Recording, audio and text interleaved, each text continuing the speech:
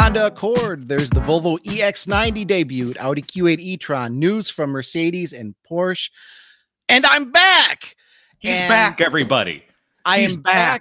I am back, and I need your help, Ramblers. So without further ado, it's podcast time. I am Christopher Smith, but before I toss it over to my co-host, let me just give a big thanks and a shout out to Mr. Bruce, who was on the show last week. That was an epic podcast.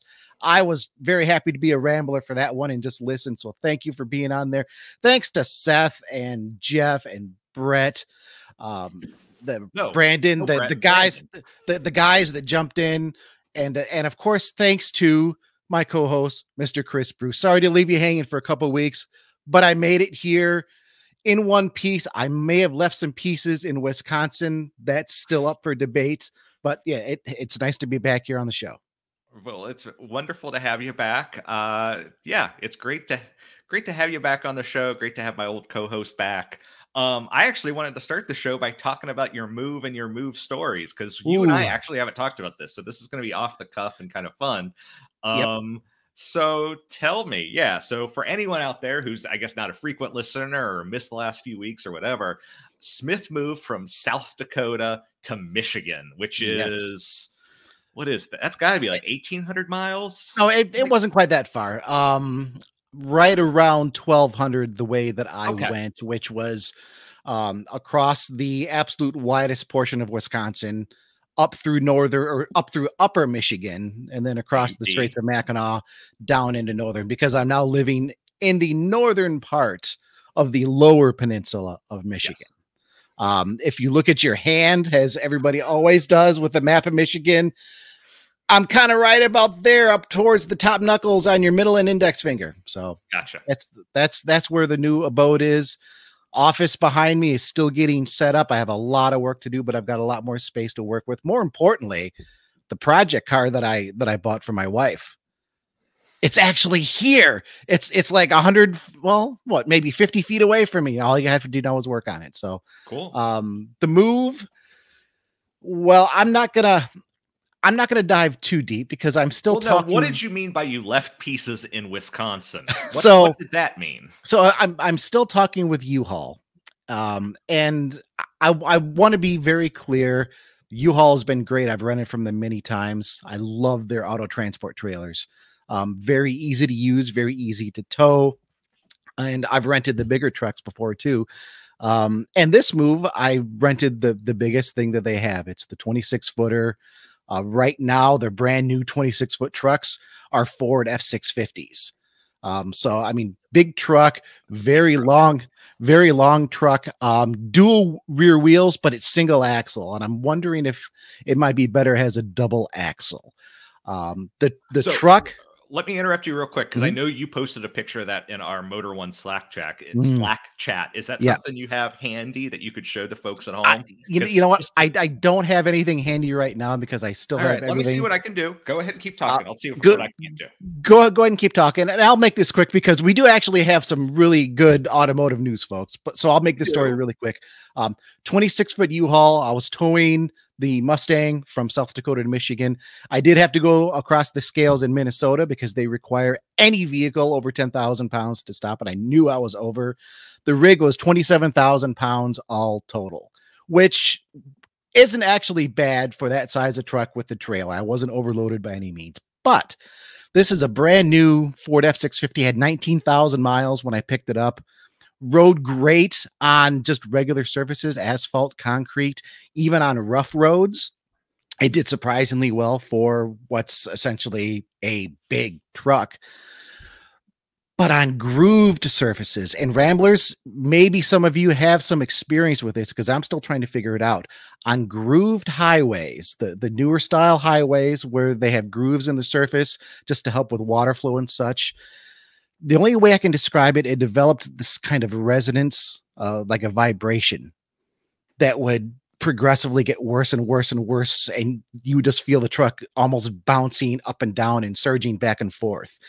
This happened on groove surfaces, whether it was rough, whether it was smooth. And I was actually on smooth, new grooved highways where the truck was literally bouncing to where we couldn't have a conversation. For those watching us on YouTube, and if you're not, you might want to go to Motor One Podcast on YouTube so you can actually see my face jiggling as I do this. It sort of went like this. I mean, that's literally the rate, the frequency, and when my wife and I tried to have a conversation, that's what we sounded like. It was horrendous, and that was at speeds, the trailer recommended speeds of 55 miles an hour. Only on groove surfaces. Unfortunately, 40 to 45% of the trip was probably grooved surfaces, which included all of Wisconsin going across 29. And that was, I would rather load and unload that truck 24 times than make that trip again. And I've been talking with U-Haul. When I dropped it off, I mean, everybody's been very friendly. When I dropped it off, the U-Haul representative said, yeah, you know, I experienced that as well. And U-Haul isn't very happy right now with the way those new trucks are shaking out. So I'm still working with U-Haul just to see what we can do there. We did make it here safe and sound. We bounced our way across, and it was just absolutely abysmal. The tires were good. I mean, everything on the truck looked good. On other surfaces, perfect, nice and smooth, impressively smooth. On those grooved roads, even when they were smooth and new, it literally shook us apart. And I actually had a couple extra toe straps, ratchet straps on the Mustang that I had it ratchet down with. When I got to the hotel about finally 9:30, 10 p.m. that second night, it had broken one of the straps. It had bounced so hard. Huh. U-Haul straps held just fine. I mean, they were smaller supplemental straps, just there for extra caution. But yeah, that's pretty much the crux of the trip. That's kind of my main story. I was shocked at just how badly this thing shook, and it just made the trip miserable. But we got here, but we still got here when we planned to. We got everything unloaded, getting used to the new house. Obviously, I've got a lot more space here behind me. Nice to have some of my toys back. Oh my God. But hey, you know what? That's enough about me. But Ramblers, if any of you have ever experienced anything like that, like maybe some of the bigger pickup trucks or some of the bigger trucks, let me know. Shoot us a comment on the videos that go up on Motor One Podcast. Shoot us an email, podcast@motor1.com. It's still a mystery to me why on those surfaces it would do that. It must be some like resonant frequency thing that it was that's the only thing I could think of. It's the only thing I could think of. Because I've made this trip quite a few times in other vehicles. Right. No problems. Just a few months ago. I did it in the Mustang. Yeah, I did it in the Mustang in June. Same roads and no problem. So that's a weird thing. But you know what? Let's talk about other new vehicles that I suspect don't have that same kind of problem. What a terrible segue that was. I'm sorry, Honda, Volvo, Audi. Your new vehicles look fine. Where do you want to start here, Bruce?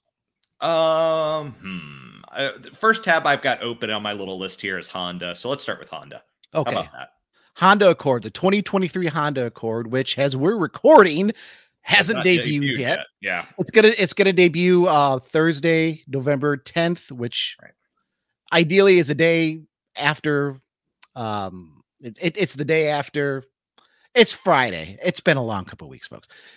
If you're listening to this on Friday, it's probably debuted yesterday. Debuts the it should have unless something like catastrophic has happened. It is debuted. I'm a little punch drunk here because Bruce and I are now in the same time zone, so I'm not used to recording at 7:50 p.m. at night. Right. 2023 Honda Accord. It is here. We caught some teasers of it while I was out, so it's not a complete surprise. But I think we only saw this in spy photos once or twice. Honda did a really good job. We got a design trademark rendering that showed it, but you know the way those are. It's always just pure gray. You get no idea of what like the trim looks like and what the automaker intends to have, like in contrasting colors and things like that. So, yeah, you get a general idea, but it wasn't a complete surprise, but we didn't get like the big train of prototypes. No. Honda's really interesting. If you notice about spy shots, we very rarely get Honda spy shots, which just goes to show if an automaker wants to keep a secret, they can keep a secret. When you get like 10 sightings of prototypes over the course of a week and a half, it's just yeah, they don't care. And possibly they're even just pulling in a little bit of PR from it. Anyways, Honda Accord, it's the 11th generation. This is a new generation. Styling wise, you're going to see, we won't blame you if you see a lot of Civic in there, the thinner headlights. I think it actually has a smaller grille from the previous generation, which I wouldn't. Yeah, it's a little smaller given trends these days. Everybody's going bigger. It's kind of, I think, neat to see a smaller grille. There's a lot of Civic in this design. The longer I look at it, the more it kind of looks like a Civic that's kind of been blown up a little bit. Well, wait till you look inside, because what do you think is inside? But yeah, I mean, it's got like that same metal mesh design inside, which is a really handsome design. It has the same kind of tablet style that's up there in the middle. Largest center touch screen Honda has ever used at 12.3 inches. There's some trivia for you. But yeah, I think the big news here probably is they've tweaked the Accord hybrid a little bit. It's still a 2-liter 4-cylinder with 2 electric motors. Now though, Honda says that 2-liter is an all new engine. The motors are positioned side by side. Honda says it's the most powerful Accord hybrid, but horsepower is actually down a little bit from the current car. It's at 204 horsepower. Outgoing model is 212, but torque is up, and this is where Honda is pulling their information from. Torque is up to 247 pound-feet compared to 232 pound-feet. So a little less horsepower, a little more torque. Honda says that makes the new Accord hybrid more exciting, more fun to drive. We'll certainly be putting that to the test when we get our hands on a test vehicle. That's, I mean, aside from obviously the design changes inside and out, that's probably the biggest news in terms of what's going on under the skin. There is more tech. You get the Google built-in services with the new Accord. So you can, I mean, like all your Google apps, you can control all that through voice with Google Assistant. If you don't want a hybrid, you can still get the Accord LX. You can get the Accord EX. Those both still come with the 1.5-liter turbocharged engine. Same engine, just with some tweaks to make it a little smoother, a little bit better on emissions. Still at 192 horsepower, 192 pound-feet of torque. Gone is the 252 horsepower turbocharged 2-liter. So the most, at least right now for launch, the most powerful Accord you can get will be one of the hybrids. And the hybrid is available on 4 trim levels: Sport, EXL, Sport L, and Touring. And Honda says they estimate about 50% of buyers are going to go for the Accord hybrid. Yeah, that doesn't shock me one bit. Standard issue across the board is a 10.2-inch digital driver display. That 12.3-inch center screen is available on higher trim levels. Standard screen is a 7-inch touch screen. Of course, it's going to have all of the latest Honda sensing safety gear as standard. And that's pretty much it. I think it's a pretty handsome design. I didn't really mind the outgoing Accord. No, I think agree. I really love, of course, we said this with the Civic. I'm a big fan of the interior. You still have tactile controls and buttons. Everything isn't relegated to the touchscreen, but it's just Honda actually describes it as a more sophisticated Accord. And I hate when automakers say things like, "Oh, this is more sophisticated." I agree. It's a cleaner. I think it's a cleaner, streamlined, maybe more mature, handsome design.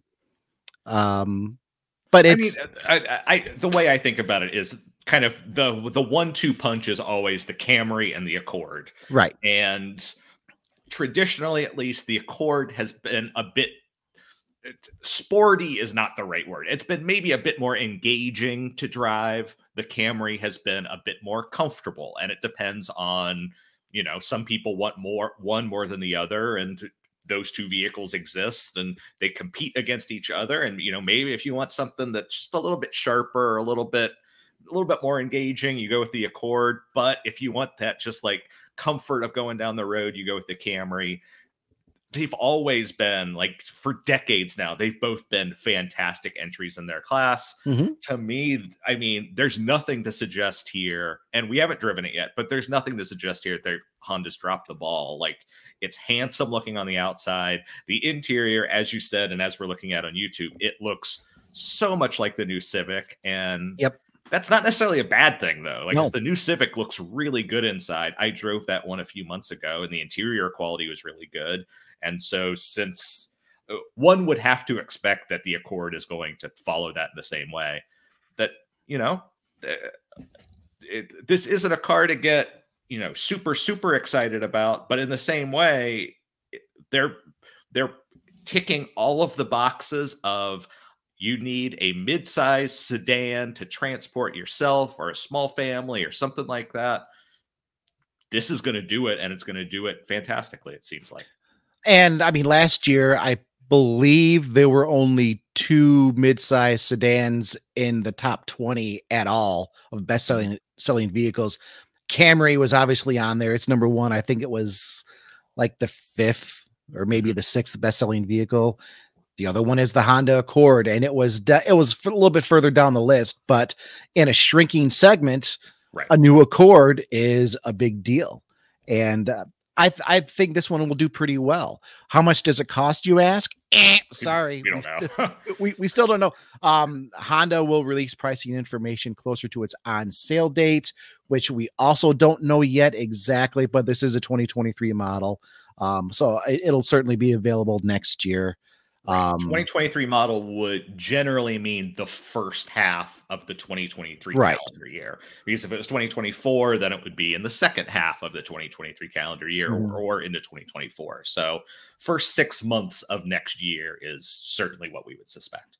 Right. And yeah, I mean, like I said, aside from the power upgrades, Honda, they do say that the new Accord has a little more rigidity. They did a little more strengthening. They tweaked the suspension a little bit here and there. Not rocking the boat too much. When you have a popular vehicle, it's always dicey. How many changes do you want to make? How aggressive do you want to get? Do you want to risk screwing up a formula that's already working? So exactly. I'm pretty excited. While you were away, our boss, our co-worker Brett Evans, has been doing a lot of stuff with Honda recently. So I was talking with him, and you know, Honda has a lot of EVs on the way. They've got the Prologue, they've got whatever it is that's coming in 2027 with GM, they've got their joint venture with Sony, they've got kind of all of these EVs on the way. So it, in a certain way, it makes sense to be a little bit maybe more conservative with this vehicle. And in case, you know, those brand new products, people don't immediately flock to them, that they still have this, you know, tried and true, very, you know, very attractive vehicle to many people, that's still in the lineup and they can still offer that. At least that's the way I think about it. No, I think that's a really great way to look at it. And you know, it's also a little interesting. Aside from some of the other smaller news bits we're going to get to later, this is the only internal combustion vehicle we're talking about this evening. It's there's one other one. There's one. It starts with a brand with a P. Okay. It ends in Porsche.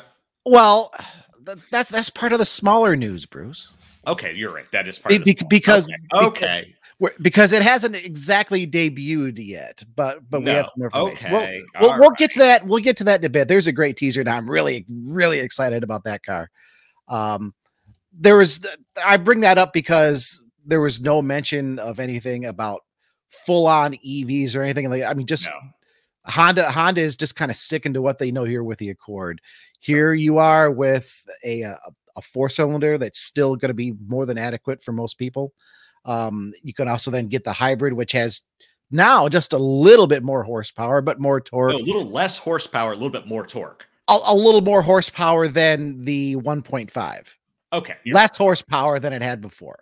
Okay, exactly. This Eastern time zone, man, it is messing with my head. I'm used to looking outside and seeing daylight still.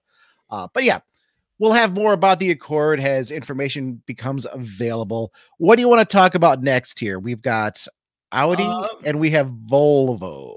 You know what? Okay, I wrote up the Audi for us, and so that is a bit fresher in my mind. So let's do Audi first. Let's do Audi. And I'm a little behind on this one, other than we have the Audi Q8 E-Tron. Yep. That was previously just the E-Tron, so it's a refresh and also a little bit of a rebrand. Right. So that is very, very important to understand. Yes. Is that so? Audi previously had the E-Tron, which was their electric crossover. It's been available for several years now. This is the refresh of that vehicle, and they are rebranding it as the Q8 E-Tron. And for anyone who's familiar with Audi, Q8 has been their top luxury SUV for a while. And what they said in their release is that they wanted customers to understand that about the E-Tron. I don't know if maybe some people were confused or if it's just easier to explain as a salesperson, but this is the Q8 E-Tron. That this is our flagship electric crossover now. Here, let me get some pictures going of that just a second. I mean, it's in our world, we're used to automakers sometimes being a little vague on information. Oh, what's new versus what isn't new? Well, we'll just dump all of this information and we'll let you decide. So, I think it's very interesting and a very important point that Audi points out that yes, this is the Audi E-Tron. This is the updated Audi E-Tron. It's now called the Q8 because other E-Trons are out there. Other E-Trons are coming. So it's nice that they set it up that way to be nice and clear. Not just for buyers, but for those of us reporting on it as well. And we're looking at it now, Motor One Podcast on YouTube, where you can see everything that we're looking at. If you're listening on Spotify, Apple, Google, all the good stuff, we'll describe everything as best we can for you because we love all of you listeners out there too. And I mean, I was a fan of the E-Tron to start with. I think the updates here are actually done pretty well. What do you think, Bruce? I agree. It's a fairly attractive SUV in general, electric SUV specifically. They've done kind of a lot to it. It's, this is a refresh, but this, we talk about new generations and refreshes and stuff like that. This is a fairly significant refresh. Like, maybe the bones are the same, but they've done a hell of a lot to this thing to update it. Some of the most interesting stuff is at the front, and they've really worked to reduce the coefficient of drag. So I would actually like to talk to Audi about this because I'm not entirely sure about how it works, but it has a self-sealing system in the grille. And in addition to that, there are also electric shutters that close around the radiator. And what that does is it closes off the front end so it can kind of cut through the air better. So Audi is introducing both the Q8 E-Tron and the Q8 E-Tron Sportback. And I'll throw some pictures of that up in a moment once these images go through at the same time.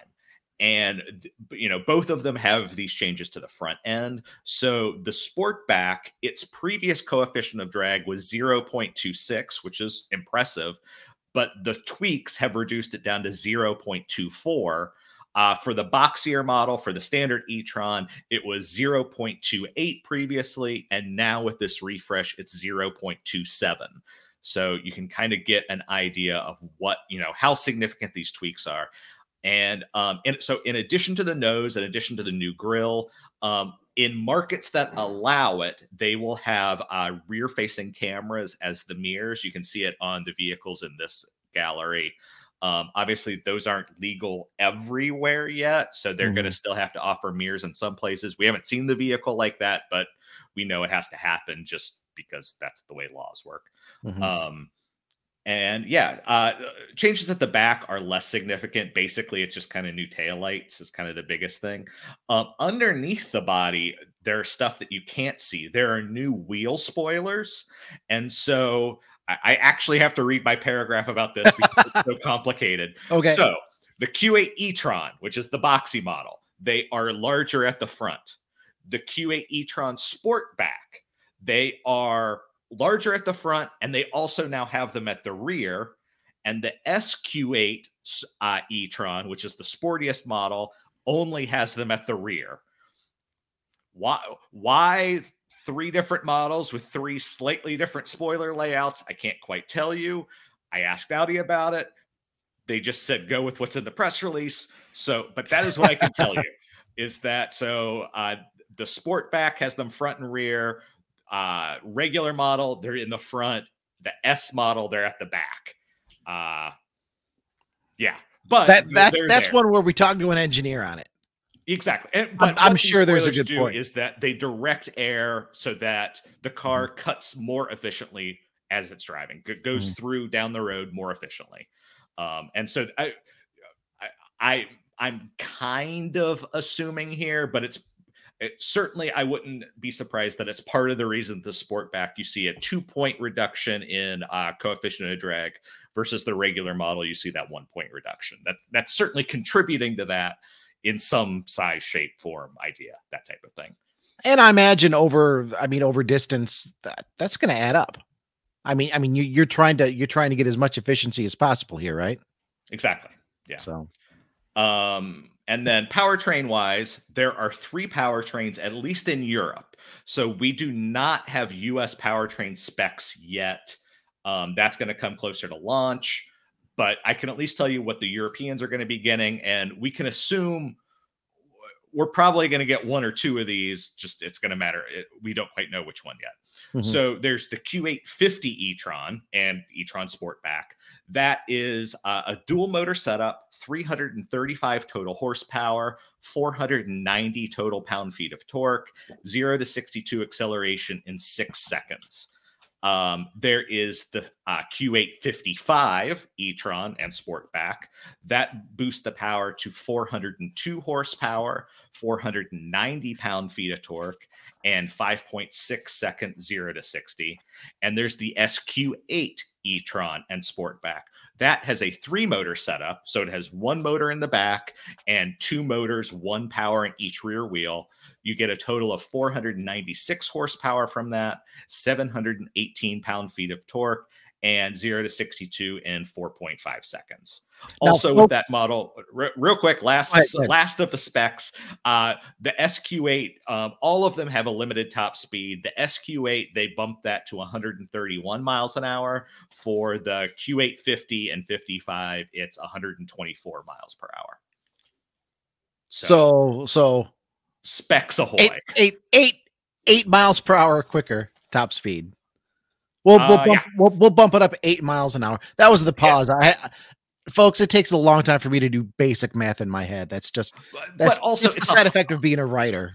It's 124 or 131 miles an hour. In the United States, that's go to jail immediately speed. On the Autobahn, it's something else. But on the Autobahn, it's okay, move over so I can go past.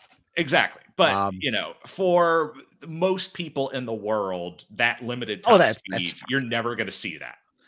In this category, in this class, I mean, people are more looking at acceleration. How quickly can I get up to speed, getting on the highway, passing a vehicle, etc. Exactly. The one thing that I wanted to say, you mentioned the Audi SQ8 E-Tron has 496 horsepower. I want all of you out there listening, whether you're on Spotify, Apple, Google, YouTube, wherever you're listening, remember that number, 496 horsepower. Because I think it's very interesting where it's going to crop up later. But anyways, I just wanted to point that out. Mr. Bruce, please continue schooling all of us here on the E-Tron, the Q8 E-Tron. Yeah, let me share these shots of the SQ8 Sportback.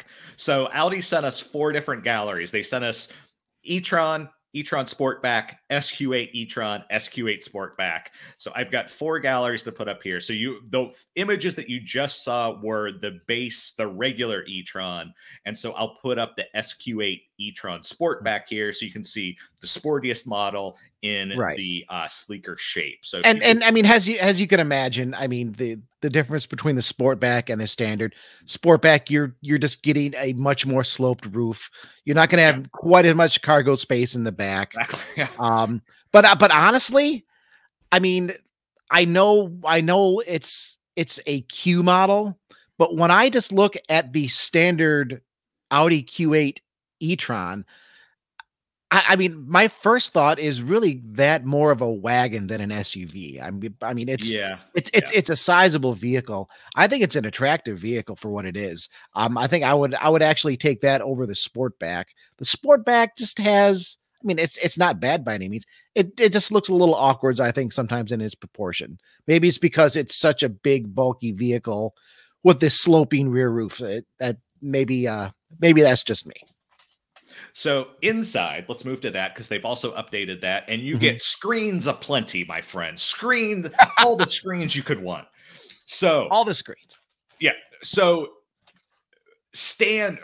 regular models are going to have 3 displays. You will have a digital driver instrument display. That's fairly normal. You will have an upper infotainment display on the center stack. That one measures 10.1 inches diagonally. And then below that, you have an 8.6-inch diagonal display. And that is for your seat stuff, your HVAC stuff, all of that sort of information. But the aforementioned model that I was talking about with the rear-facing cameras, they also put a small screen on the extreme outer edges of each side so you can see the display from that camera. So you could have as many as 5 screens just in the front row, which seems like a lot, but you know. Well, it seems like a lot because it is a lot. Sure. Yeah. But hey, screens, that's where it's at. I haven't had much experience with multiple screens like that, so I'll reserve judgment until I have that experience. I've driven vehicles with digital instrument display and infotainment. That's fine. I've got when you then add the HVAC thing, okay. And then you go beyond that and you add the side screens. Oh, and I forgot, a heads-up display is optional. So technically you can have the driver could have 2 if you really want to think about it that way. Mm-hmm. I wonder when it becomes information overload. I've been watching a lot, and I don't know why. I've been watching a lot of fighter plane and bomber history videos on YouTube. I'll shout out, there's a channel called Dark Skies that's really good about this sort of thing. And I've seen it. It kind of is making me think about that. Like when they talk about pilots, you can give a pilot too much information. Like that's a thing. And I wonder if we are nudging into that point where you are just throwing way too many inputs at a driver, and there's not enough to focus on any one of them. I mean, in this case, we're talking 5 screens. They're not all going to be for the driver. You have the instrument display that's going to be critical. You have the optional heads-up display, which is really just going to mirror what the driver is looking at on the instrument display, possibly with some other information from the center screen, like navigation, things like that. What I think of most often here is just how often I would be cleaning the fingerprints off of those screens. Oh, that kind of wigs me out a little bit. Yeah. Lots of fingerprints. So I guess devil's advocate, you would only be touching the 2 in the center. You're never going to touch the instrument display. You're never going to touch the 2 side ones or the head-up display. Yeah, but your passengers you're ever going to touch are the 2 on the center console. Your passengers will be touching the other displays, though, right? Well, they would be touching the same one, but yeah. It just feels like so much. And I'm not decrying this technology. Like, I want a car. I've driven cars with heads-up displays, and I love them because it really does focus you. Like, you never look down to look at your speedometer. You just look straight ahead. I really like that. It's just in a vehicle like this where we're talking about 1, 2, 3, 4, 5. Like, there's just so many places you look and there's a screen. I wonder, does it get to be too much? And I haven't driven a vehicle like that, so I can't say one way or another if it is. Right. But it's interesting anyway. Real quick, just want to finish some things up here. Sure. All of them come with, or at least all of them in Europe. Again, these are all European specs. The ones in the United States will start arriving in late April. They'll start arriving in February in Europe. And we do not have US pricing or US specs yet. So some of these things might be subject to change. Like, for example, the rear-facing cameras, to my knowledge, they're not legal in the US yet, right? I will plead the fifth on that. Okay. I'm not. Pleading the fifth is incriminating. No, I'm not incriminating myself. I just don't know. Yeah, so I plead ignorance. Yeah, I'll plead somewhat ignorance on that. But anyway, panoramic glass roof is a standard feature in Europe. 2-zone climate control is standard. You can upgrade to a 4-zone system. So 2 for the front passengers, 2 for the rear passengers. It will also, the Q8 will come with a net carbon neutral certification in Europe and the United States. And that means it uses a whole hell of a lot of recycled materials. All of the insulation, the sound deadening, the carpeting, and also some of the trim pieces are all from recycled materials. So, yeah, that's very cool.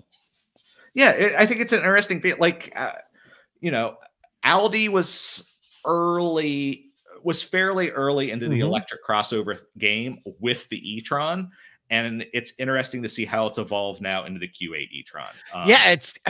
Isn't it kind of weird to be talking about the E-Tron update? I mean, it feels like it just cropped up, but no, man, time flies, and it's certainly flying in the automotive industry. Should I make a really bad segue and fly over to the Volvo? We're just gonna fly over to Sweden. Well, we'll fly over to another electric SUV because that's what we have here. This is the Volvo EX90, not the XC90. And don't you think that's going to be confusing for a little while? If you're reading our articles at motor1.com and you see Volvo XC90, or if you see Volvo XE90 instead of EX90, don't hold it against us, folks. Do you know how many alphanumerics we have to deal with on a daily basis? But here we have the new Volvo EX90. It looks an awful lot like the XC90, which is the internal combustion variant, but this is a dedicated EV with its own platform underneath. And at launch, it will have a dual motor arrangement with a maximum output of how much horsepower, Bruce? Can you guess? It's 496 horsepower. It is exactly 496 horsepower. Do you think that's just, and I'm asking this seriously, do you think that's just a mere coincidence with the Audi Q8 E-Tron?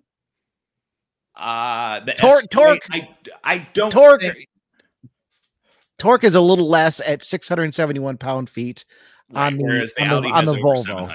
Right. But I mean, what are the odds that they're both going to hit 496 horsepower on their electric powertrains, which can be, I mean, depending on just your power settings, you can dial it up or down as needed, right? Right. So, I mean, is it a direct play here between these two? Hard to say. These are vehicles that are going to compete against each other. They are absolutely going to compete. Think that they're not. Yep, they are absolutely going to compete. Something really quick. So, can we talk about the weird growth on the windshield, or do we want to get to that later? No, let's discuss that now, because I mean, along with this being a dedicated electric vehicle with a maximum output of 496 horsepower, we say that because there's a lot that we know, but there's still a lot that we don't know that Volvo hasn't released yet. So, Volvo hasn't released other power settings or other settings that you will be able to get the EX90 in. What Bruce is talking about, on the roof, just above the top molding there for the windshield, just above it, there's just sort of like a little, it's not a bubble. Bruce was it you or was it Dominic in our chat today? We thought it looked sort of like a little taxi cab. No, that was our SEO guru, Tom Jeffries. That was SEO guru Tom Jeffries, who said, yes, it sort of reminds me of like a little taxi cab thing. Yeah, there's black cab as well. Yeah, there's a little rectangular bump up there in the roof. And that's where Volvo puts all of its sensors. You've got specifically the LiDAR sensor. Yeah. Well, from my understanding, there's the LiDAR, there are cameras that are up there, and I think radar is also up there too. They're running radar, LiDAR, and cameras. They're putting it all up high. And I know you kind of, I think you refer to it as a tumor. In our chat, I refer to it as a tumor. I mean, I say it's definitely noticeable. It is totally a functional piece of the design. It's not like some designer decided to put this weird thing on the front of the car. Right. In my mind, the implementation of it is really unattractive. But I fully, and no, that is my opinion. And you are free to disagree. And people at our chat are free to disagree, whatever. It just, to me, it just looks so tacked on. It looks like such an afterthought. And I understand it probably isn't. It probably took some engineer hundreds, if not thousands of hours to decide this is where these sensors need to be in order to act at their most accurate, sensing way. But when you look at the car, it's like, why has it got that thing in the middle of its forehead? Oh, Bruce. What's that thing? Right now, somewhere across the pond, a Volvo engineer is crying. Who's listening to rambling about cars. Why couldn't I make him happy? Honestly, I don't think it's that bad. I really don't think it's that bad. Okay. It looks a little different. I mean, depending on your angle, if you're looking at it head on, cool. It's like a WRC roof scoop, right? But it's not. Depending on, from the side, when you look at it, okay, it sticks up a little bit. It doesn't bother me. Could it have been done better? I don't know. If you're getting maximum functionality out of it, and Volvo does say, and this is, I think, a pretty bold thing for any manufacturer of any device to say, considering just the times we live in and how litigious some organizations and people can get. Volvo flat out says this is their safest vehicle they ever built. And for any manufacturer to make a claim like that, I think it's pretty bold. And you don't do that without really getting behind it. So if having the array of sensors up there is part of that, go ahead and go for it. And it's also, since we're talking sort of on that thread, Volvo says the EX90, and I keep looking at my page to make sure I say EX90. That's how confusing this is going to be. Volvo says with their EX90, all the hardware and everything is already in place for future advanced autonomous systems. So when the software is available, when things are fine-tuned, it's an over-the-air update, which obviously this vehicle is capable of, and you're set to go. So I think that was also a very interesting thing that they said there, that, everything is already in place for this. All we'll need to do is just plug it in when it's available, and away we go. Let's talk about some more of the tech here. Oh, real quick, I was actually going to throw this out, and I was going to say go ahead. Kudos to Volvo, is that they announced they gave estimated US pricing for this vehicle, which we didn't have for the Audi. They are saying a well-equipped version. We don't know what that means, but Volvo terminology, well-equipped, will start at under $80,000. Right. $80,000 is a lot of money, but it's not, you and I have talked about this. The average car these days is in kind of the $40,000 range, 40 to 50 range, right? So, it's certainly a premium vehicle, but you're not. You and I, we've talked about vehicles that are well into the six figures and things like that before. Well, and Kia EV6 for 2023, they dropped their entry level model, and I think there was about $1,000 price increase on the next level up, which is now their new entry level model. That's now $50,000. Well, yeah, $49,795, as I recall from writing the story. Right. So Volvo EX90, well equipped, around $80,000 with all of these features. And speaking of which, 14.5-inch center screen. It's a portrait style center screen. 111 kilowatt hour battery pack. We don't have battery. That's a big battery. We don't have all the stats official stats on range, charging They're speed, estimating things like 300 that. miles, which Right. with that big of a battery, I wonder if they're going a little conservative. I don't know. Like, Could be. You never know with EVs because there's Could always be. the efficiency of the various parts, but 300 seems Yep. low. I wonder if they're under promising and going to over deliver. We'll have to wait and see. I was just about to say those exact words. It's kind of creepy that I was thinking that just as you said it. They do say they give an estimate. It'll charge from 10% to 80% in 30 minutes. We talked about the dual motor powertrain. We don't have other horsepower ratings aside from that 496, which Volvo says will, it'll be up to. So presumably that's going to be the highest level that you can get. They go to the Unreal Engine and I think that's kind of neat for its various graphics and some of the programming inside for those who don't speak tech and computers. And I barely speak tech and computers. I just want to be clear that the Unreal Engine is like just this awesome 3D system that you see in just about every modern advanced video game that looks like real life. So these days it's kind of the de facto. It's the standard. If you want something to look cool on the computer, that's what you're using. You're using the Unreal Engine. And Volvo actually refers to the EX90. I have to force myself to do this. EX90 has basically a motorized rolling computer.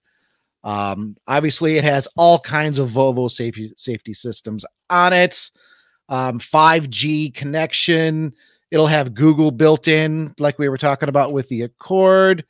We mentioned that it's already equipped for advanced automated driving systems when they are available. I think, when you look inside, it's kind of it's a very minimalistic approach that they're taking with the interior. It is. It's got that big portrait screen in the middle, just a basic digital screen for the driver. Outside, the styling is very familiar. It's very Volvo. It's very Volvo. It's very Volvo XC90, and I meant to say XC90 there. It is available now for pre-order, as Bruce said. Volvo states a well-equipped model will start under $80,000. Production begins late next year. It goes on sale. Let's not call it late. Early 2024. So right. Deliveries 2024 next year because that could confuse people. So let's okay. Yeah, we're there. Just go with deliveries in early 2024. So we're still a little ways out. So of course there's still plenty of time for Volvo to tell us more about this, but you can always go to motor1.com to catch the latest news. There are that photo gallery. I think there's something like 63 or 64 images in that Volvo photo gallery. So there's a lot to see there. And as a little add-on here, this just cropped up today because Volvo debuted the EX90 today. And right at the very, very end of that live stream presentation, right at the very end, they said, we're going to run one more video to show you the EX90, but look closely because you might see something else.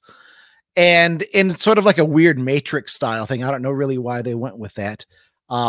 Yes, they teased what we believe is going to be the next electric Volvo SUV, possibly called the EX60.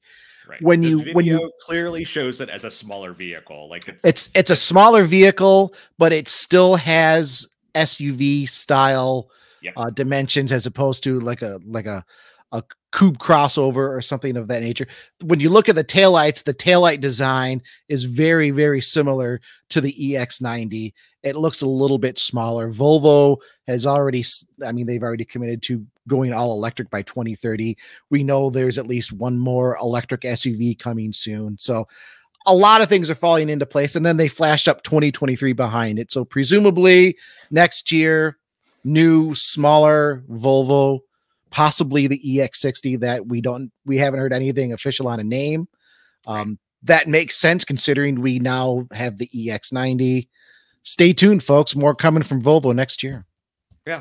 And you can kind of you can make some kind of safe assumptions. If a well-equipped EX90 is $80,000, you can expect that a well-equipped version of this vehicle is going to be something less than that, simply just because it's generally automakers, price a smaller vehicle less than a larger vehicle. Right. You can make certain assumptions about that, so that say you look at the EX9 and you're like, I can't quite swing that, or it's too big for me, or something like that. Volvo understands that there is something else on the way that's going to slot, a segment lower, and we'll find out next year. Right. And it's also worth pointing out that Volvo already has the XC40 Recharge, which is an all-electric version of the XC40. It doesn't use its own dedicated electric platform. It's still using the internal combustion platform, but they already have an electric SUV in that range. It would make sense to have something somewhere in the middle. So we're getting a little long here, Bruce. Do we want to touch, can we touch on the M&P news? So I was thinking about, do we want to hit comments and then do sports car news to kind of round the show out, or do you want to do car news first? It's up to you. Let's wrap up this car news here really quick. We'll get into some comments. We'll do car news quick, and then I still need Rambler help that we need to talk about a little bit. So you want to stay tuned to the very end of that. Just really quick, something that we wanted to talk about. Mercedes-AMG dropped a teaser today with their AMG One that suggests, and who knows, maybe by the time you're listening to this, there's an official announcement. They're hinting at possibly a new Nurburgring Nordschleife record with their AMG One. To beat that, they have to beat the Porsche 911 GT2 with the what package was on that, Bruce? I can't remember off the top of my head. Porsche 911 GT2 RS Monte Racing upgrades. There you go. Which was a little controversial because it's like, well, it's upgraded, but I mean, it's upgrades that you can get through the dealer. So a little bit of wiggle room. So tiny. So the aforementioned Porsche, it did a lap in 6 minutes, 43 seconds flat. The Mercedes AMG GT Black Series is just a fraction behind it. That is a vehicle you could go and get from the dealer. Right. That did it in 6 minutes, 43 seconds, 0.61. So we're talking it's so close. And I mean, on a track that big, that 0.61 of a second, that difference doesn't necessarily reflect the car. It's just the driver catching one or two corners a little bit better. It's a little bit, it's like the wind pushing you from behind on a few straights, just a little bit. But we know Mercedes and Porsche, they love to go back and forth on this Nurburgring record. A lot of automakers like to claim. It seems like Mercedes and Porsche are they're right there, I think, having fun. I enjoy watching it. We talk about Nurburgring records. They do serve as a good benchmark, but my personal opinion, they are a little bit useless because you're talking about such a big track. Right. If you have a driver that's really good in one section and just so in another, that can affect the time. If you have a driver that's really good in both sections, but then not quite so good, there's so many variables on such a long track, but it's fun to watch, right? It's fun to talk about. Mercedes dropped this teaser, and they were there, a couple months ago with their AMG One, where August. Okay. Yeah. Back in August. So we know they were there. We know they've been testing. Is an announcement coming? Has an announcement already happened? I don't know. Go to motor1.com. We will have all of the information as soon as it crops up. And speaking of Porsche, oh my gosh, what a segue, Bruce. That's the P manufacturer you were talking about earlier. We know a little something about it. We don't know enough about this vehicle yet to give you all the specs and stuff like that, but we finally know it's coming, and it's something we've seen spy shots of for I think every bit of 8 months now. I can't wait for this thing. When you get teaser images of a Porsche 911 on dirt in the air, how can you not love that?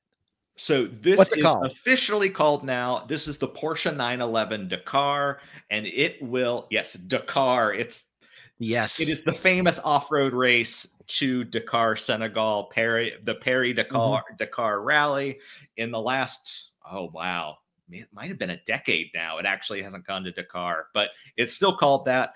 Yep. And it will debut November 16th. We don't have full specs about it yet, but we've seen so many spy shots. I can kind of tell you some of the stuff we know about it. Right. It's going to ride higher. It's going to have extra body cladding to make it look more rugged. We're fairly certain it's based on the Carrera 4S because it doesn't have the turbo, the 911 turbo. Yes, it has a turbocharged powertrain, but not the 911 turbo powertrain. It sucks that that's confusing these days. But anyway, that it's the Carrera 4S powertrain, lifted ride height, body cladding, all-wheel drive. It's going to be. And cool.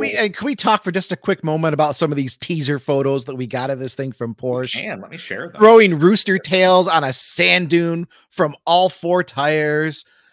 We have teasers of it in the snow. We have teasers of it going over rocks.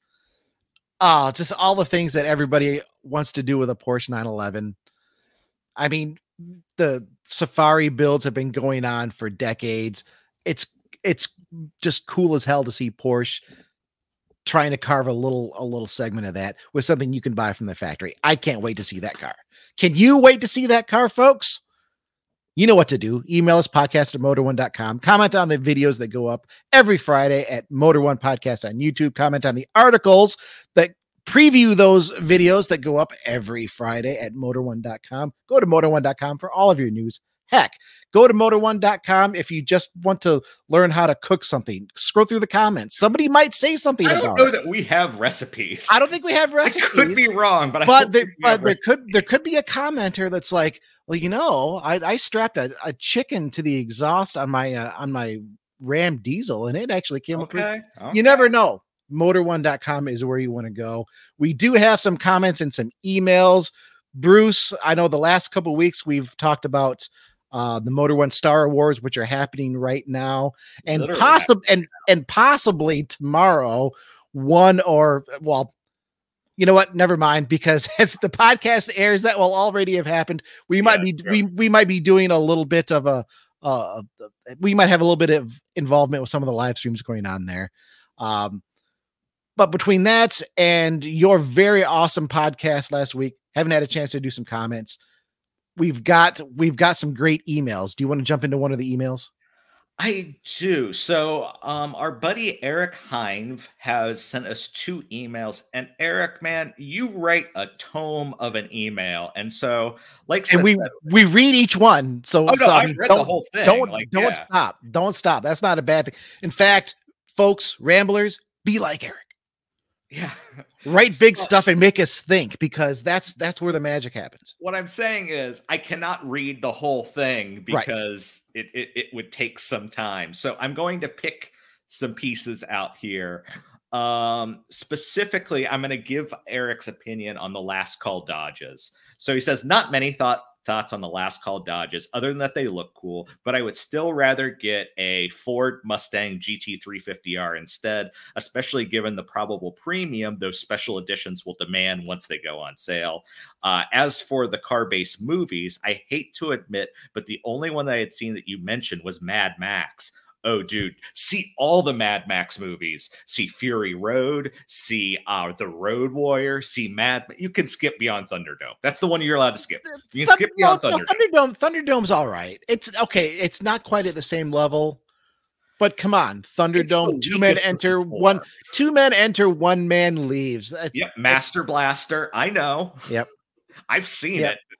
Captain Walker. This with opinion. I would just say, if I had to skip one of the Mad Max films, that's fair. Thunderdome is the one I would fix. I don't remember much about it though. Eric, go back and watch again. Just you could go ahead and watch Thunderdome, but put it at the bottom of the list. Otherwise. And my favorite car movies have been racing movies like Rush and Ford versus Ferrari. I've got a dirty secret. I've never seen Ford versus Ferrari. Oh my God, Bruce! What? Am I really co-hosting this show with you? I just never got around to it. I know I need to, but I haven't found it. It's a good movie. I think I only saw it once. Okay. But then I went back, I think on YouTube, and found different sections. The segment where Carol is taking the head of Ford just around their little test track and making him cry. I could watch that over and over again. I mean, that's just a great, and the sounds. Yeah, definitely a great movie. But don't worry, Eric has something to be embarrassed about too. I did enjoy the Need for Speed movie, he says. Oh, Eric. Oh, Eric. Well, wait a minute. There are different types of enjoyment, right? You're right. You're absolutely right. And I mean, I watched the Need for Speed movies, and I mean, I did not enjoy them. And then, so let me finish out this paragraph. So for anyone out there, Eric is European, and I have to explain why I say this in just a moment. And all of the Taxi movies. Okay, first off, he is not talking about the Taxi with what's his name? No, first off, Taxi Driver's De Niro, not Pacino. Oh, that's right. Oh my God, what's wrong with Taxi with Christopher Lloyd and the TV show. Okay, right. Gosh, am I hosting this show with myself? He's also not talking about that. So in France, there's a series of movies called Taxi. They got remade in the United States. I want to say it's with who's the current Tonight Show host? Not Jimmy Kimmel. Fallon. Yes, it's with Fallon and Queen Latifah that they remade it, and no one saw it. But oh my God, it's Luc Besson, I want to say, and I don't know who the actress is in it, but it's about like the super crazy. As I recall, it's about like, oh, this taxi driver put a Formula One engine in the Peugeot taxi, and it's supposed to be good, and it had a bunch of sequels, and I've never seen any of them. But that is what he is referring to, because I don't know how many of our American listeners know if he said the Taxi movies, what he's referring to. But yes, he also enjoys Fast and the Furious. He thinks the early ones are better. Okay.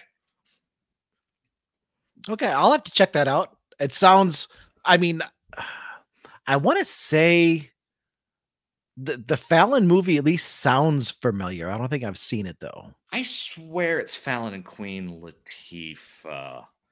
Hard to say, but okay, but Eric, 2004. Wait, no. Yes, okay. Fallon, Queen Latifah, Giselle Bundchen, and apparently Luc Besson does show up in it. Came out in 2004. So yeah, I have to check that out. Well, Eric, I mean, thanks much for the email. I wish we had a little bit more time to go over more of your points. Well, I'm sure we'll get to that, if not next week, the week after, because I know there's another email you sent in to us. I want to just touch really quick on some of the YouTube comments we've been getting. Josiah, you're back. It's been a hot minute, fellas. The episodes have been unreal as usual on the Spotify side of the world. Josiah, welcome back. Thanks for listening. That was back on our episode a few weeks ago with the GMC Sierra EV, Cadillac Celestiq, Porsche 911, Carrera T, and many more debuts. And let me just jump ahead to the Star Awards podcast from a couple weeks ago. Ted Adam Green, what a fun ramble this week.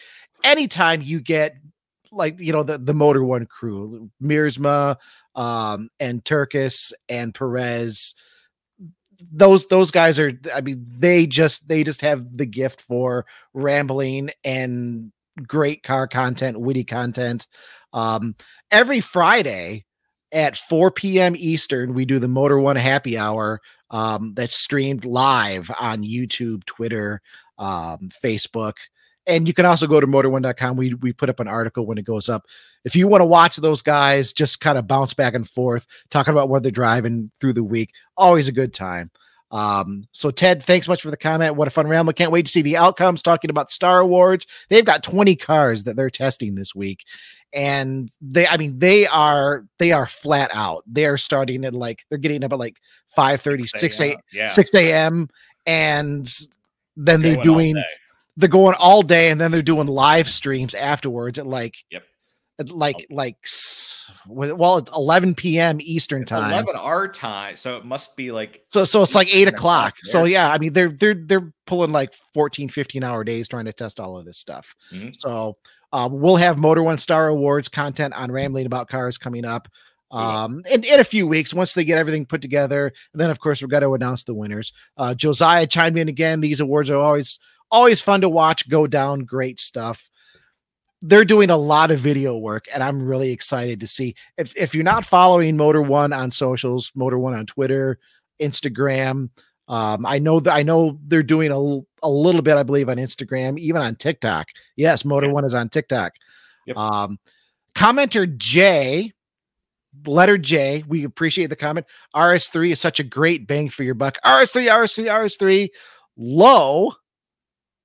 So we have J and low. Is that a coincidence? Low says go Lucid.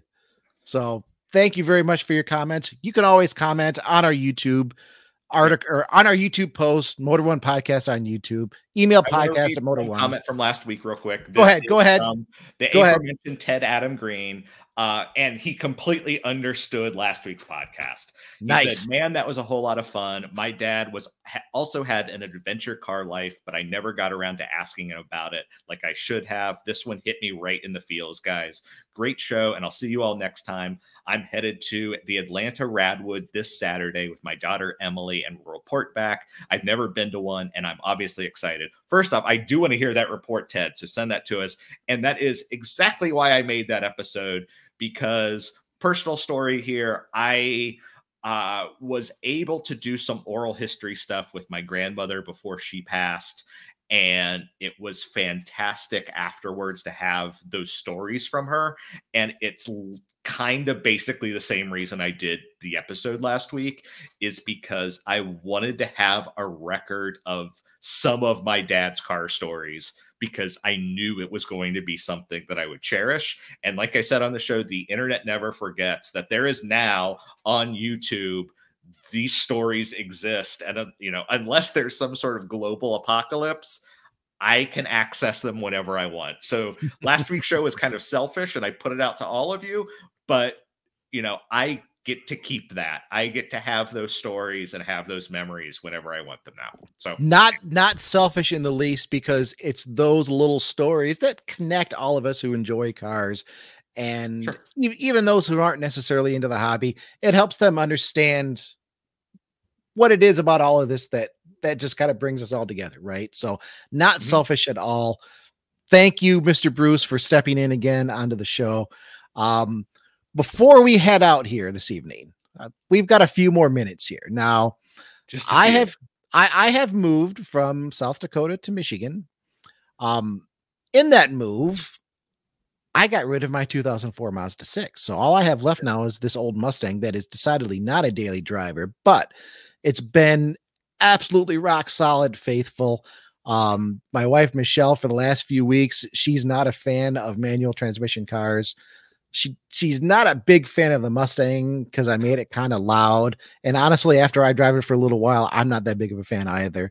Its first best destiny is that of just a fun car, but she's jumped right in. She's been driving it as needed. She jumped right in after not driving manual for years and was just like, yeah, I'm just going to just put her in first gear and just do this hill start. No problem.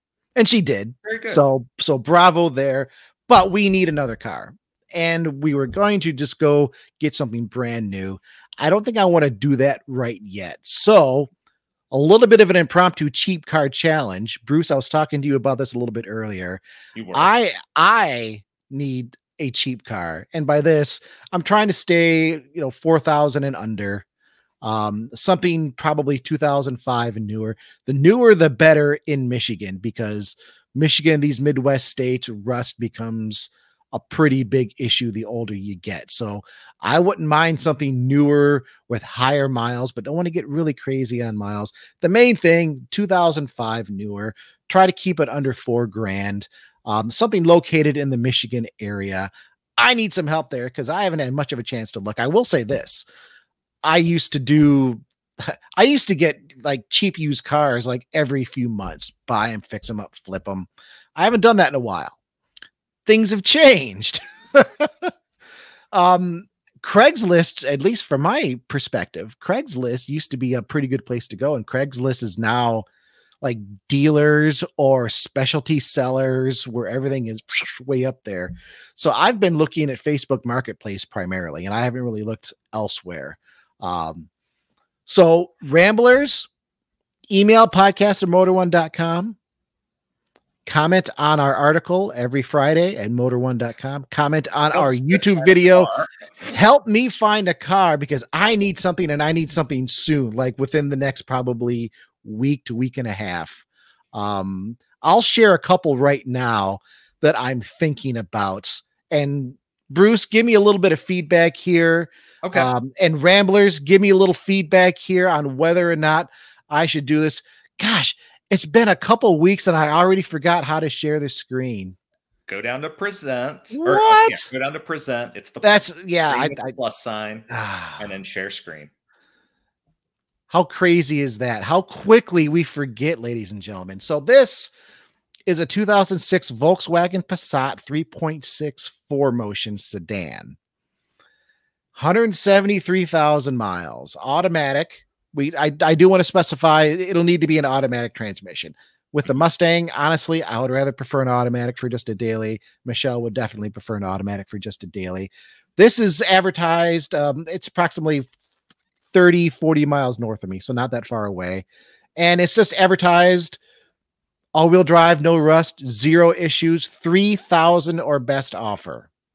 Okay. So, yeah, but a 2006 Volkswagen Passat. What issues? I feel like there are either some issues we don't know about yet, or I'm about to run into a bazillion issues. Because I mean, am I wrong? Volkswagens of this era can be a little buggy.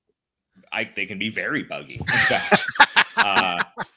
But so, I mean, all-wheel drive. It's advertised as 0 rust, 173,000 miles, 3,000. Yeah, that's the thing. I mean, I love this. I love this era Passat. It looks like a decent vehicle. There are seat covers on the front seats, which makes me a little worried. Might be a bad sign.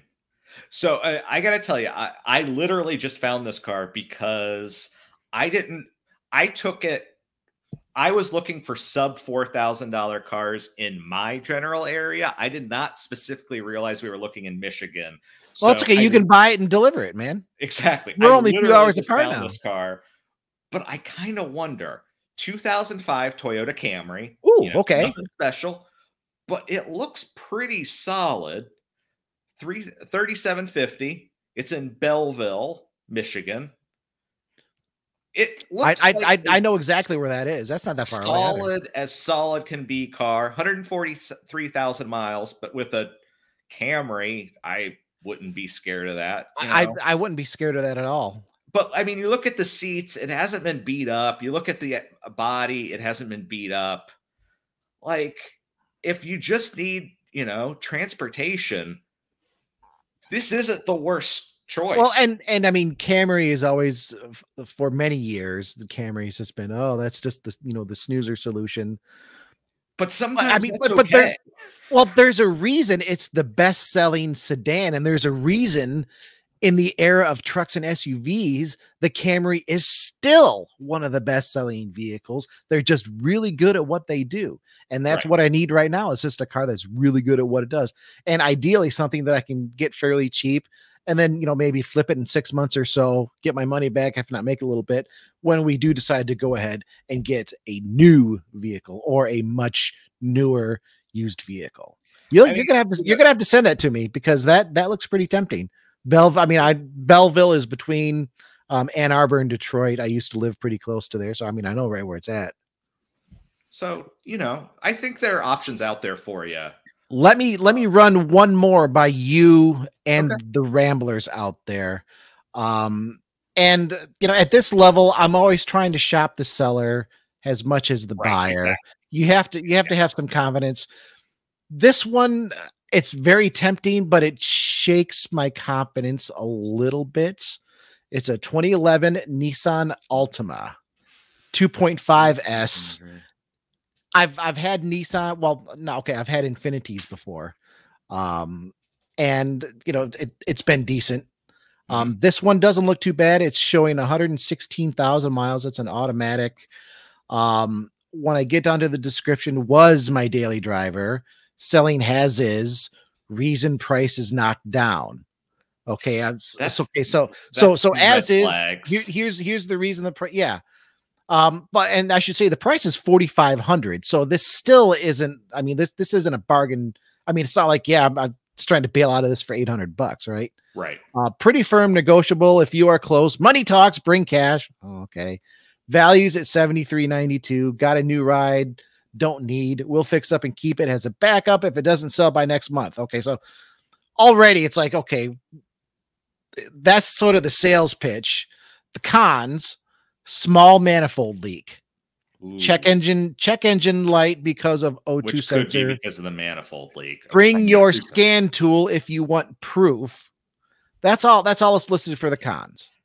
Okay. So it's like, well, I mean, you know, small manifold leak. I mean, if you have to replace the manifold, I don't know enough about the 4-cylinder in these Nissans. And you're right. The check engine, if there is some sort of leak in the exhaust, that could be setting an O2 sensor. Yeah. An O2 sensor. Depending on where the leak is. I mean, the pros, it says nice daily driver, decent miles, loaded up, good, reliable gas saver, always maintained, fresh oil change, good tires, Show me good the other brakes. pictures. It looks like there are 2 other photos. Well, that's, I mean, that's another thing. Yeah, there's only 3 photos. Ooh. And it's like, none of those look particularly recent either. Right. And it's got a window tint all the way around, which is technically illegal in Michigan. Oh, is it really? I didn't know. Or I guess I should double check it. It was the last time I lived here. You couldn't have window tint on the front windows. You could have it on the back. Okay. Bose speakers, aftermarket LED light bulbs. I mean, it doesn't sound like it's a bad sign. Well, the aftermarket LEDs necessarily aren't that bad. So, I mean, it doesn't sound like it's been. I don't know. But it's, you know, yeah. I mean, this is one of the things where, okay, decent miles, decent price. I mean, he says money talks. If I show up with $4,000, would it go? I don't know. But yeah, the manifold leak. I mean, everything else kind of fits the bill. I'd have to wonder if it was maybe a used car, or not a used car, but a rental car, maybe. I think I'd call my pal here with the Camry first. Yeah. I think I'd call Camry man first and just you know, I'm not saying it's perfect, but I got a little bit more faith in this thing. Yeah, I mean, at this level, I mean, you're always shopping the sellers. Exactly. As much as the car. So there it is, folks. Tell me what you think about those choices. They've been up for a few days, so I suspect there isn't a huge, a huge crowd of people waiting to get them. Or send me your picks, podcast@motor1.com. You know the drill. And thanks, Bruce, for sharing that Camry. I just might have to take a look at that. Yeah, I'll send you the link. Again, so the other one I found was an Outback wagon. Well, an Outback. It was a 2002 in Columbus, Ohio. So I don't think that's going to fit the bill. I didn't realize we were looking in Michigan. I thought we were having a little bit more fun. So I mean, if you want to go get it and deliver it, I'm down with that. 2002 Outback. How many head gaskets has it used? Good point. You're not and how rusty is it underneath? Because the last 2 the Subarus outside wasn't rusty, so maybe underneath. I know those. Yeah, I'll say the last 2 Subarus I've owned have been rusty, and by that I mean like critical things missing rusty. But they were also a lot older. So, okay. Well, I think that's going to be our show for tonight. Trying to think. Do we have anything we want to promote coming up? I know it's your first week back. I think. First week back. Well, we're going to be doing more Motor One Star Awards content coming up. We will. Yes, that'll be, from what I understand, the first one they are aiming, and you know this stuff always changes. First week of December. So, maybe we'll definitely in November, something like that. We'll definitely have that coming up. I mean, we don't have anything special cooking next week yet, but we always have some things in the pot running around. Exactly. So, yes. You'll definitely want to stay tuned. I'm really stoked to be back. I was happy to be a listener. When you said on the podcast the first one, the first week I was out. Smith is somewhere on the road between South Dakota and Michigan. You were not wrong, my friend. I was in, I think, probably the middle of Minnesota on Interstate 90 at that point, and I'm talking rural Minnesota. If you've ever been in that stretch, I got off the highway to gas up the U-Haul. In the gas station was a John Deere tractor in the truck slot, filling up with diesel. Not on a trailer. The tractor, the farmer drove the tractor to the gas station to gas up with diesel. Go inside. Yeah, there's a cow pie sitting on the floor in the gas station. I'm in rural. Cow has been there. I'm in rural Minnesota, folks. So that's when I got the podcast. It was a pleasure to listen, but it's a greater pleasure to be back. Okie doke. Yeah. And then as always for everyone else. Oh, Smith, I apologize. We did not hit the 400 subscriber goal. I'm sorry. I tried. I did what I could. That's all right. When we get 400. So I'm a big fan of Hot Ones. If you watch Hot Ones on YouTube, I just bought a bunch of their sauces. Oh, did you buy the bomb? I didn't buy the bomb. You didn't buy the bomb. I've tried the Last Dab Apollo. Never again. But I do have up to number 5, which is Los Calientes. When we get 400, I'll take a small shot of Los Calientes straight. Ooh, boy, you are tempting. Okay. Yeah. Oh, I know. I'll figure out something. Don't go that hot because I won't go that hot. I'm not that. I can't do that. I'll do something. All right. There you go. But yeah, as always, good afternoon, good evening, or good night. We appreciate all of our listeners, all of our commenters, everyone who, gives us their time, because that's what you're doing. Maybe you're folding laundry, maybe you're wrenching on your car, maybe you're taking a bike ride or taking a run or just, sitting on the couch, who knows? But I appreciate that you are spending time with us somehow. That's really cool to me. So thank you very much for that. And yeah, welcome back to Chris Smith. It's been, we had great shows the last 2 weeks. I did some really cool stuff, but also it's fantastic to have you back. Well, thank you. Welcome back, and we will see you next week. So with that, everyone, bye-bye. Bye, everybody.